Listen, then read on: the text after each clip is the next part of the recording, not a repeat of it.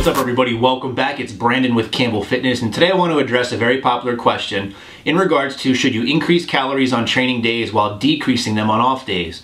However, before I get into that, I want to say that this video is not about cyclical dieting, things done in the longer term, manipulating caloric intake, usually dealing with carbs, dealing with leptin levels and metabolic rate. That's a much more advanced topic that we will talk about at some point, but today I want to keep it simple, keep it basic.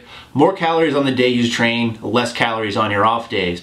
Now again, in order to understand this, the first thing that we need to look at is how calories work. And obviously, so far on this channel, we've talked quite a bit about calories and intake. And we've deemed from that in a caloric surplus, you're going to gain weight. In a caloric deficit, you're going to lose weight. So this brings the question to mind is, well, when I'm training and expending more energy, should I eat more to compensate? And then on days when I'm not training and I'm less active, should I eat less? That way it evens out. Now my response to this, to whenever someone asks me this question, is basically boils down to personal preference. And the reason I say this is because, again, you have to look at dieting more in the long term. A simple change of one day being in a caloric surplus one day and a caloric deficit the next day isn't going to have much overall results on your weight. However, what does take effect on your weight is when you consistently do one or the other.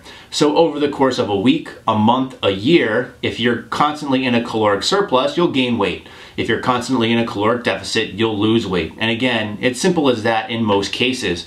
And I'm trying to keep it simple here for explanation purposes. So, the general theory behind having higher intakes on your workout days and lower intakes on your off days is that over the course of, let's say, 7 days, it's going to average out to around maintenance for most people. So the fact that you're eating more and burning more can compensate for the fact on those off days that you're eating less and burning less.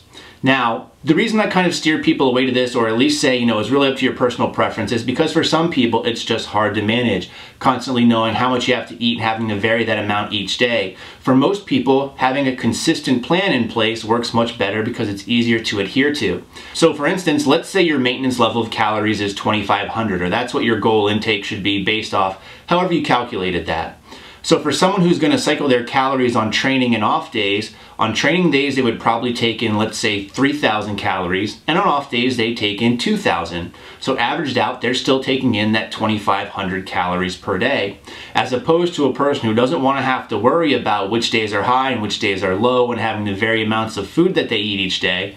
That person could just simply eat 2,500 calories per day and be fine.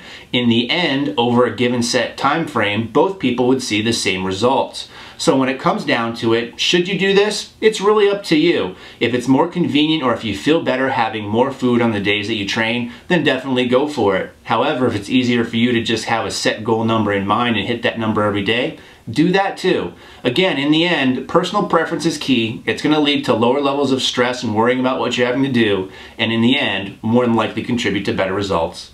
So as always, everybody, thanks so much for watching. Stay big.